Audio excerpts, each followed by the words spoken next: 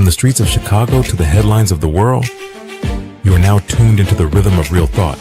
This is the Daily Mix. 15 minutes of uncut perspective starts right now.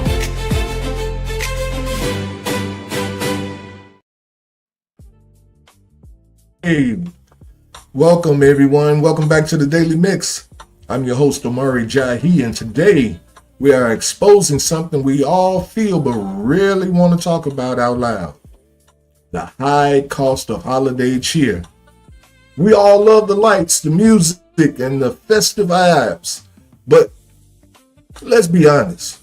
By the time January rolls around, our bank accounts are usually nursing a massive hangover. Today we're breaking down why the holidays cost so much more than they used to.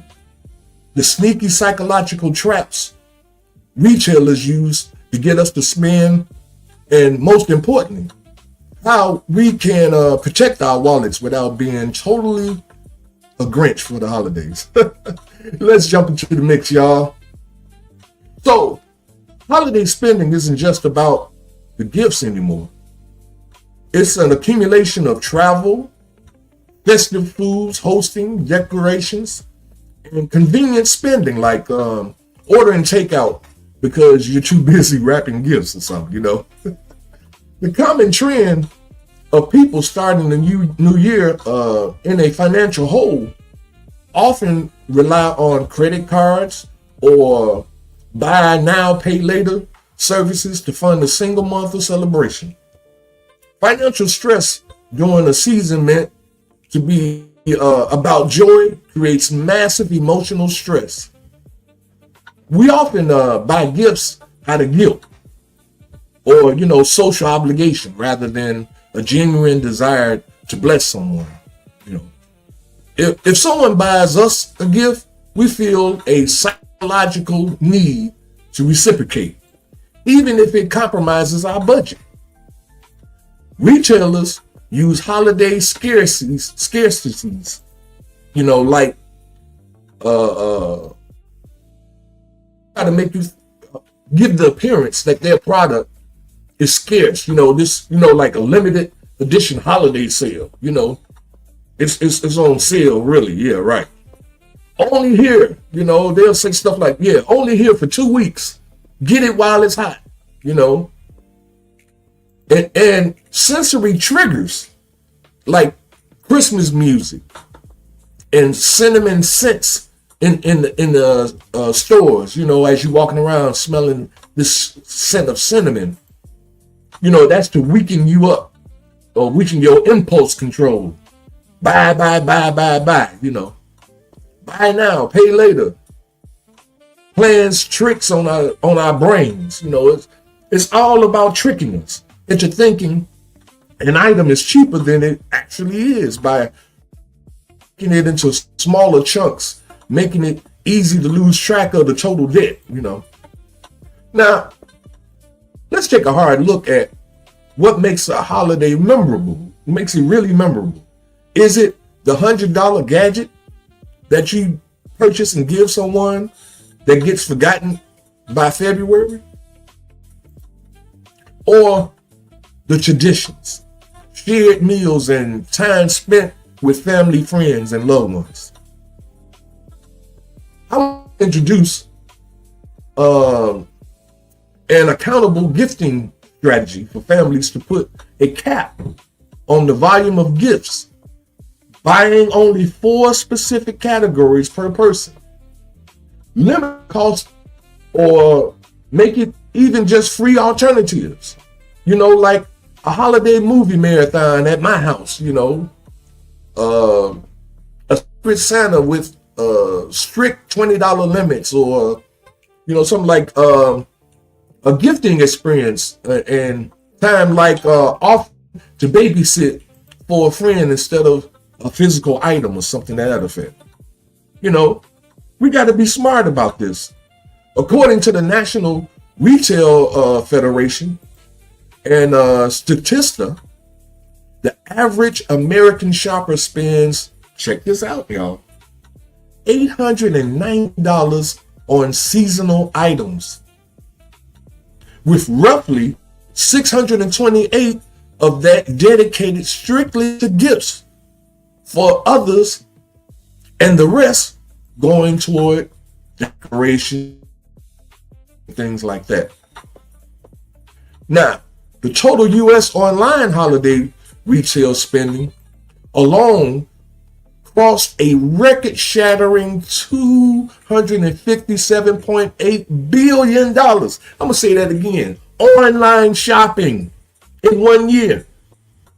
These merchants, they earned, or maybe I should say we gave them $257.8 billion. And that's 6.8% up from last year. And every year it keeps going up 6.8%. Proving that even when people feel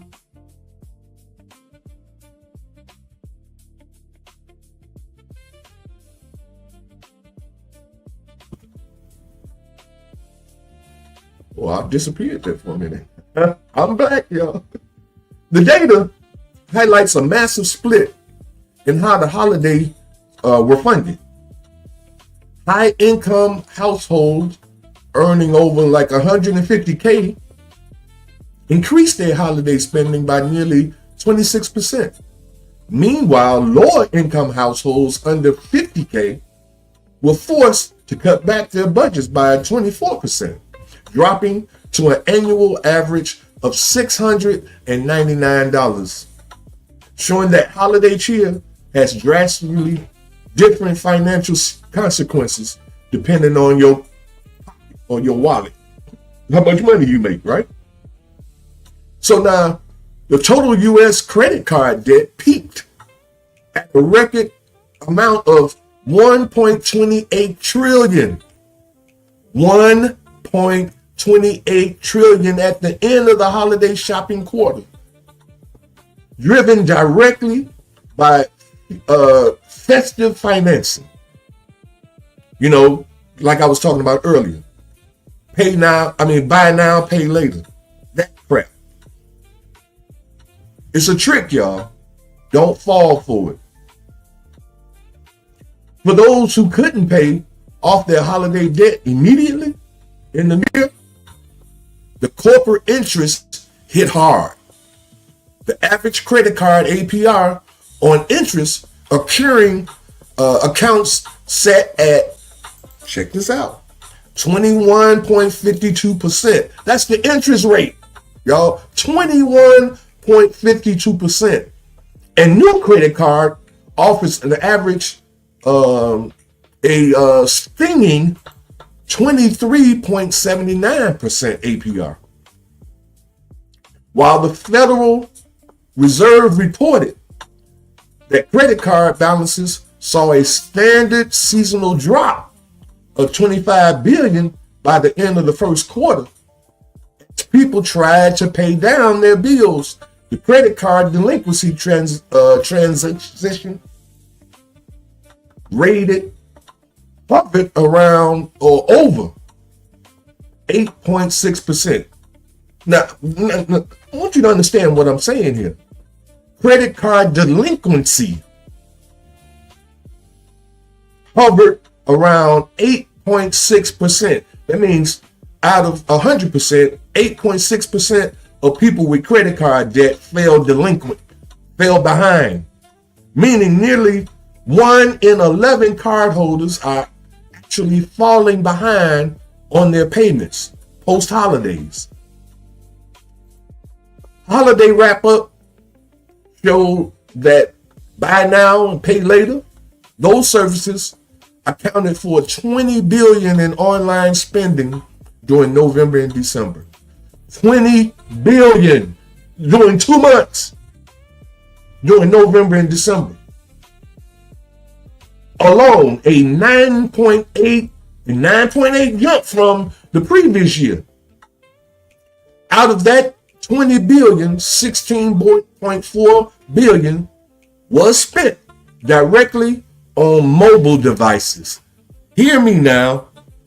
16.4 billion was spent directly on people buying mobile devices for gifts during holidays, highlighting how easy it has become to split a purchase into 4 easy payments with a simple thumb tap while sitting on your couch. JP Morgan discovered that the younger demographics completely bucked the initial survey claim, while Gen Z said they plan to cut back on holiday spending. Their actual receipt data showed that they spent 21% more than the prior year.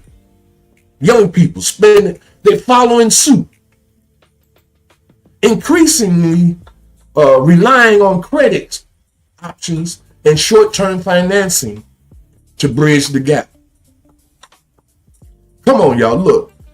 We are looking at the first quarter $1 trillion online holiday season in history.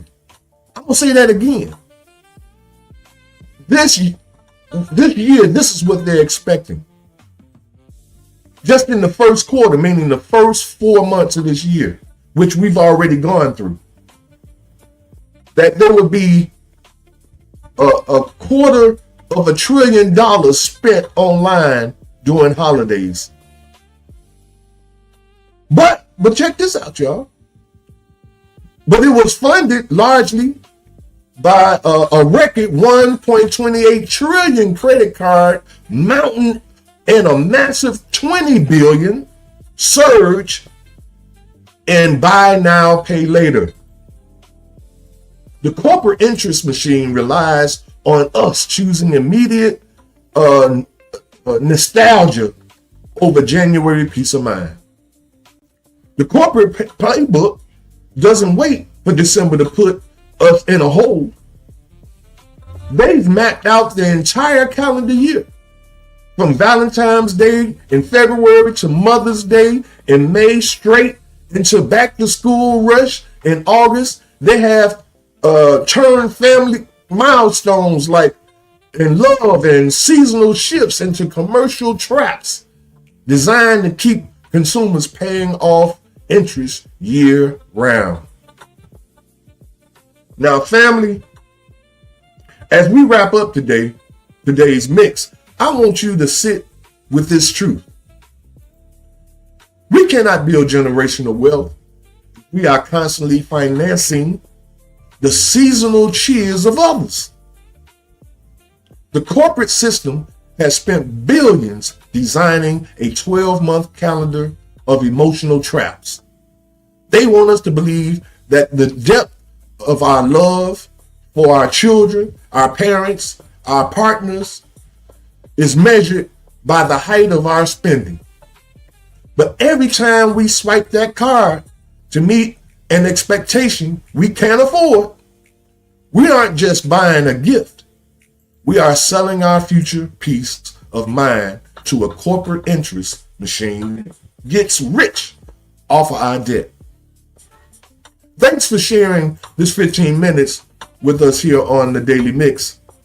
We'll see you tomorrow. But until then, reduce your thirst, man. Reduce your thirst for want and focus more on need. Work on removing bad spending habits and watch your debt diminish. Have a peaceful day there.